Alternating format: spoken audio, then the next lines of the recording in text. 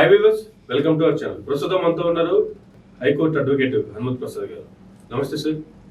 రీసెంట్గా ఆంధ్రప్రదేశ్లో చూసుకుంటే రాజకీయ సమీకరణాలలో భాగంగా కొన్ని మార్పులు చేర్పులు జరుగుతున్నాయి. ముఖ్యంగా మాట్లాడుకుంటే కాపు వర్గానికి సంబంధించి నిన్నటి వరకు ముద్రగడ గారు ఒక బలమైన నేతగా ఉభయ గోదావరి జిల్లాలో కాపు అంటేనే వన్ ఆఫ్ ద లీడర్గా ముద్రగడ గారు గుర్తొస్తూ ఉంటారు. అటువంటి ముద్రగడ గారు వైసీపీలోకి వెళ్తున్నారనే కామెంట్లు కొన్ని వచ్చాయి. రీసెంట్గా వాళ్ళ అబ్బాయి మేము వైసీపీలో జాయిన్ అవ్వట్లేదు, ఏ పార్టీ నుంచి అయినా మేము పోటీ చేసే అవకాశం ఉంది కానీ వైసీపీ నుంచి అయితే పోటీ చేయట్లేదనే సంకేతాలు కూడా ఇచ్చారు. ఈ క్రమంలో జనసేనలోకి వెళ్ళిపోతున్నారు అనేటువంటి కొన్ని సోషల్ మీడియాలో బాగా వైరల్ అవుతున్నాయి. జనసేనలోకి వచ్చే అవకాశం ఉందంటారా? ఒకవేళ ముద్రగడ గారు జనసేనతో జత కలిస్తే ఈక్వేషన్స్ ఏ విధంగా ఉండబోయే అవకాశం ఉందంటారు? దానికి సంబంధించి ఏం చెప్తారు సార్? ఇప్పుడు నేను రాజకీయంలో కానీ ఒకవేళ ఖచ్చితంగా నేను పోటీ చేస్తాను అని ఎక్కడా చెప్పినట్టుగా ఏమీ లేదు. మొదటి నుంచి కాపులకి అధికారం రావాలన్న విషయం మీదే పోరాడుతున్నారు. రాజకీయంగా ఒక రకంగా అవుట్డేటెడ్ పర్సన్. వైఎస్ఆర్సీపీ తోటి వస్తుందేమో అన్న ఆశలు అంచనాలు ప్రజలకి ఉన్నాయి. మరి ఏ రకంగా వచ్చిందో, కాకపోతే ఆయనకైతే సీట్ ఇవ్వట్లేదు అన్నట్టుగా వైఎస్ఆర్సీపీ నుంచి వచ్చిందన్నట్టుగా తెలిసింది. ఇప్పుడు వాళ్ళ అబ్బాయి గారు కూడా ఆయన మేము వైఎస్ఆర్సీపీకి దూరంగా ఉంటున్నాం అన్నట్టుగానే చెప్పేకి వచ్చారు, మేము ఆ పార్టీతో చేయట్లేదని. రెండోది వాళ్ళ ఉద్దేశం ఏంటంటే వాళ్ళ అబ్బాయిని నుంచో పెడతామని ఒక ఐడియా ఉండొచ్చు.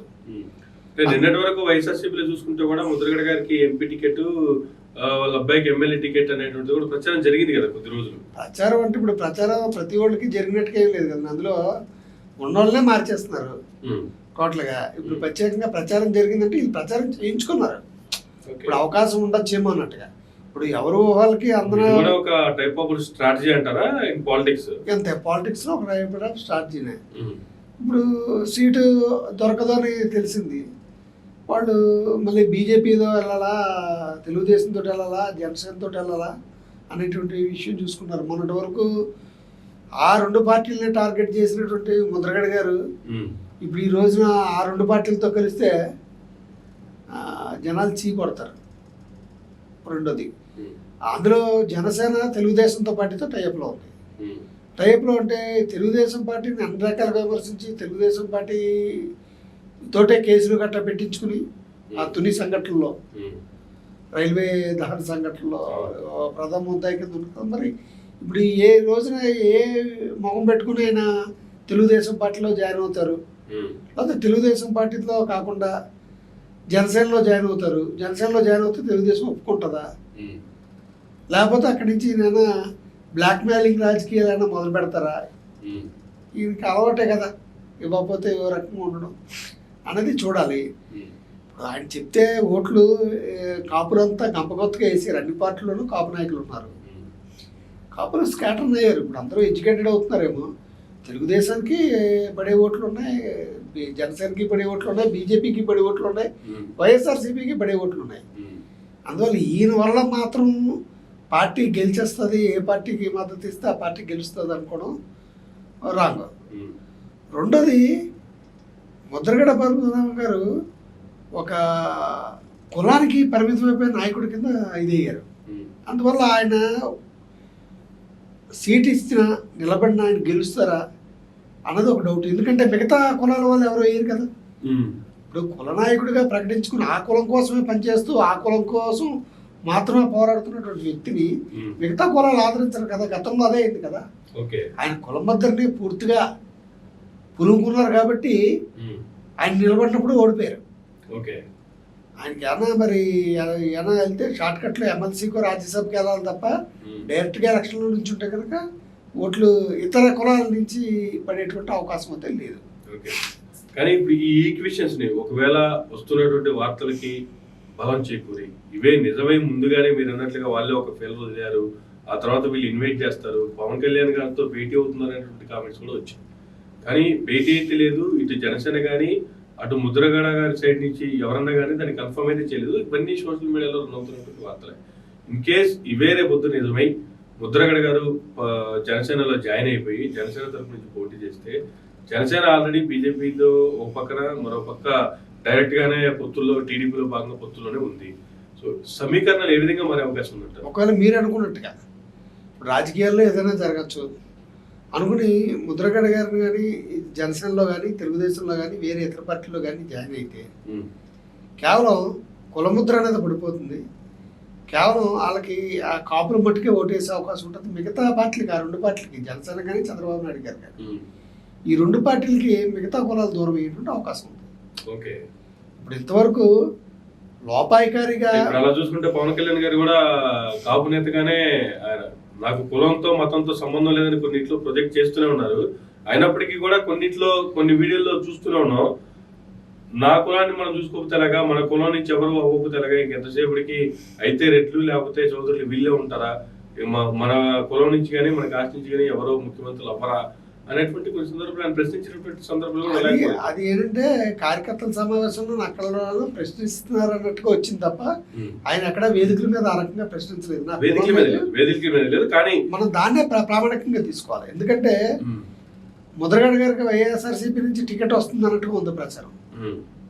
ఇప్పుడు ఆయన ఎక్కడా చేయలేదు, ఆయన నా కులంతో సంబంధం లేదు, మతంతో సంబంధం లేదు అంటున్నారు. ఒక రకంగా చూసుకుంటే వైఎస్ఆర్సీపీ నుంచి కూడా ఎటువంటి క్లారిటీ లేదు, అలాగే వైసీపీలోకి వెళ్తాం వాళ్ళ దగ్గర నుంచి కూడా క్లారిటీ లేదు. ఇప్పుడు జనరల్ గా ఈయన కులం లేదు మతం లేదు అనుకుంటూ ముద్రగడ గారిని కానీ తీసుకుంటే ముద్రగడ గారికి మిగతా కులాల్లో అలా ఆదరణ లేదు. ఎందుకంటే ఆయన కులంలో పురుగుకున్నాడు కాబట్టి మన కోసం పనిచేయడు, మన హక్కుల కోసం పనిచేయడానికి. ఇక్కడ మనిషి చూసుకోవాలి మీరు, కులాన్ని కాదు. ప్రతి ఒక్కరికి ఏవో ఒక సమస్యలు ఉంటాయి, అక్కడ సంబంధించింది వాళ్ళ నాయకుల దగ్గరికి వెళ్తారు అక్కడ తీర్చడానికి. నేను కులానికి పరిమితం అయిపోయాను, నా కులం మాటలుగా మాట్లాడతానంటే మిగతా కులాల వాళ్ళు ఎందుకు ఓటేస్తారు? ముద్రగడ గారు మంచి లీడరు, అయినప్పటికీ ఆయన కులం రంగును పురుగుకున్నాడు కాబట్టి ఆయనకి ఓటమి ఎదురైంది గతంలో. అందువల్లే ఈయన వస్తే మనకు కూడా కులం రంగు పురుగుతారేమో అన్నట్టుగా అన్ని పార్టీలు ఆయన వదిలేసి వైఎస్ఆర్సీపీ కూడా అది ఆలోచించి పక్కన పెట్టినట్టు ఉంది. ఇప్పుడు జనసేన కానీ నెత్తిమే పెట్టుకుంటే ఆటోమేటిక్గా ఆయనకి ఇతర కులాల వాళ్ళు దూరం అయ్యేటట్టు అవకాశం ఉంది, ఏ పార్టీ దగ్గర పెట్టుకుంటే వాళ్ళకి. ఇప్పుడు ఈయనకి ఇంకో రకంగా ఏంటంటే నిజంగా వైఎస్ఆర్ కానీ కాపుల పరంగా ఎడ్జ్ అయ్యే అవకాశం ఉంటుంది అలాంటప్పుడు. నేను అన్నాను కదండి, కాపులకి 4 పార్టీల్లో ఉన్నారు. ఇప్పుడు సోమవీర్రాజు గారు బీజేపీలో ఉన్నారు, ఆయన వర్గం ఆయనకు ఉంది. రెండోది ఇప్పుడు కొత్తగా పార్టీ పెట్టారు జేడీ లక్ష్మీనారాయణ గారు, ఆయన కొన్ని ఓట్లు పట్టుకెళ్తారు. ఎవరు పార్టీ పెట్టినా వాళ్ళ ముందు కులాన్ని బేస్ చేసుకుని వస్తాయి అన్నట్టుగా. ఇప్పుడు అన్ని చీల్చినప్పుడు అన్ని చీలుస్తూ మిగతా కులాల ఓట్లు కొన్ని పట్టుకెళ్తారు. ఇవి ఇలా చీలిపోతున్నప్పుడు అంటే మరలా వైఎస్ఆర్సీపీకి వీళ్ళందరూ కలిసి కొట్టుకునో కలిసో ఏం చేసినా సరే వైఎస్ఆర్సీపీకి మరలా వడ్డించిన విస్తరించే పరిస్థితి అంటారా? అవ్వచ్చు కదా, ఖచ్చితంగా అవ్వచ్చు. వైఎస్ఆర్సీపీకి వాళ్ళు చాలా ధైర్యంతో ఉన్నారు. వాళ్ళకి కొంత మైనస్, వాళ్ళు తీసుకున్న నిర్ణయాలు కొంత మైనస్ అయినా ఇప్పుడు ఇంత వాళ్ళు ఇన్ని రకాలుగా ట్రాన్స్ఫర్ చేస్తున్నారు, ఇన్ని రకాలుగా అనుకున్నా అందరూ కలిసి పోటీ చేయడానికి రెడీ అవుతున్నారు తప్ప వాళ్ళు ధీమా పెరగట్లేదు. ప్రతిపక్షంలో మేము గెలుస్తాం, వీళ్ళలో రోజు రోజుకి ధీమా పెరుగుతుంది, మేమే గెలుస్తాం అన్నట్టుగా. అందువల్ల ఏంటంటే వైఎస్ఆర్సీపీకి పెద్దగా మైనస్ ఉండదు, ముద్రగడ పథకం వల్ల పెద్దగా ప్లస్ ఉండదు. ఇది ఒక రకంగా లెక్క వేయాలంటే ముద్రగడ గారిని పెట్టుకుంటే మిగతా కులాల దూరం అవుతారేమో అన్న ఉద్దేశంలో కనుకుంటే పక్కన పెట్టేటువంటి అవకాశం ఉంది. కానీ ఇంతకుముందు మీరు అన్నట్లుగా ఒకవేళ జనసేనలో జాయిన్ అయినా జనసేన టీడీపీ పొత్తులో భాగంగానే పోతున్నాయి కాబట్టి టీడీపీ గత ప్రభుత్వంలో ఉన్నప్పుడు ఎటువంటి అవమానాలు పొందారు, ఎటువంటి ఇబ్బందులు పడ్డారు, టీడీపీ ప్రభుత్వం ఏ రకమైనటువంటి ఇబ్బందులు గురి చేసిన ఫ్యామిలీ అనేటువంటిది అది ఓపెన్ సీక్రెట్. సో ఇప్పుడు డైరెక్ట్ అయినా ఇండైరెక్ట్ అయినా టీడీపీతో మళ్ళీ పొత్తు పెట్టుకున్నట్టే కదా. సో దీన్ని ఈవెన్ కాపు నాయకులైనా ముద్రగడ గారు అనగల వెళ్ళి కొన్ని ఓట్ల నుంచి అయినా వాళ్ళకి కొంచెం ప్లస్ అయ్యే అవకాశాలు ఉంటాయంట. ఇప్పుడు రాజకీయాలు అంటేనే వ్యభిచారం అండి. రాజకీయ వ్యభిచారం ఏంటంటే వాళ్ళు గతంలో నన్ను ఇలా టార్గెట్ చేశారు కదా, నన్ను కుటుంబ పరంగా ఇన్ని రకాలుగా ఇబ్బందులు పెట్టారు కదా, ఇప్పుడు పదవి ముఖ్యం, అవి ఆలోచించరు. ఇప్పుడు షర్మిల గారు మొత్తం కాంగ్రెస్ పార్టీలోకి జాయిన్ అయ్యారు, వాళ్ళని ఎంత ఇబ్బంది పెట్టారు కాంగ్రెస్ పార్టీ. ఇప్పుడు ఆవిడ ఎన్నో పాదయాత్రలో భాగంగా కాంగ్రెస్ మీద విరుచుకుపడింది కదా అన్ని చోట్ల. ఈ రోజున అటువంటి షర్మిల గారే కాంగ్రెస్లోకి వెళ్ళిపోగలిగింది. ముద్రగడ గారు వెళ్ళడానికి ఉంది, ఆయనకి రాజకీయం కావాలి, పదవి కావాలనుకున్నాను అనుకోండి, కనీసం కొడుక్కి ఒక పొజిషన్లో తీసుకురావాలనుకున్నాను అనుకోండి, ఆయన ఎక్స్పెక్ట్ చేసాడు, ఎక్స్పెక్ట్ అవ్వలేదు అనుకోండి, అది రీచ్ అవ్వలేకపోయాడు అనుకోండి, వేరే పార్టీలోకి వెళ్తారు. దాని ఉంది రాజకీయాల్లో ఏంటంటే శాశ్వత మిత్రులు ఉండరు, శత్రులు ఉండరు. అంటే ఏంటంటే రాజకీయ వ్యభిచారం, రాజకీయమే వ్యభిచారం లాంటిది. ఇంతకంటే డైరెక్ట్గా ఏం మాట్లాడుకోలేం. అంటే ఇంకా సిగ్గు శరం వదిలేసి మాకు సీటే ప్రధానం, అలాంటివన్నీ మర్చిపోతాం అని సెలవు. సరే, పోనీ అధికారం కోసమే రాజకీయం అంటేనే ఇలాంటి మురికోపం, దీంట్లో అధికారం కోసం ఏమైనా చేస్తారనుకున్నాం, ఇలా కలిసిపోయారు అనుకున్నాం, అధికారం వచ్చేద్దంటారా? రాదు. ఇప్పుడు వాళ్ళ ఎక్స్పెక్టేషన్ ఇవ్వాలి కదా వీడికి, ఈయన ఇంతవరకు ఏం తేలలేదు, ఎలా తేలుతారు? వాళ్ళ నుంచి ఏమైనా గ్రీన్ సిగ్నల్ అయినా వస్తే ఈయన మాట్లాడతాడు. ఓకే, లేకపోతే ఉన్న పరువు కూడా పోతుంది కదా అక్కడ. అందువల్ల ఎవరు ఇవ్వలేదు అనుకోండి, నేను సైలెంట్గా రాజకీయాలు అంటే ఆసక్తి లేదంటారు. నేను పోరాటమే తప్ప అంతే. ఇప్పుడు ఎవరన్నా గ్రీన్ సిగ్నల్ ఊపారు అనుకోండి, ఇంతవరకు బయటపడకపోవడం గల కారణం ఏంటంటే గ్రీన్ సిగ్నల్ ఇటు సైడ్ నుంచి రాలేదు. ఇప్పుడు వాళ్ళు లాభ నష్టాలు వేసుకుంటారు కదా. ఒకవేళ ఏమీ లేకపోతే, క్యాండిడేట్లు ఎవరూ లేకపోతే, పోటీ చేసే క్యాండిడేట్లు ఎవరూ లేకపోతే అప్పుడు ఇవ్వచ్చు. రెండోది, ఇంకా పొత్తులే తేలలేదు జనసేనకి టీడీపీకి సీట్లు అనేసి. ఈయన ఇందులో గెలిపాడు అనుకోండి, ఈయనకి అందులో గెలిపోతే ఎక్కడైతే ఉందో అక్కడి నుంచి పోటీ చేయాలా, ఆయన అకెర్లపూడి నుంచి బతిపాటి నుంచి. ఇప్పుడు ఆ సీటు తెలుగుదేశానికి వెళ్తుందో బీజేపీకి వెళ్తుందో ఎవరికి తెలియదు కదా. అందువల్ల అవి తేలందే ఈ బయటకు రారని నేను అనుకుంటున్నాను. ఇదండి చూస్తున్నానండి.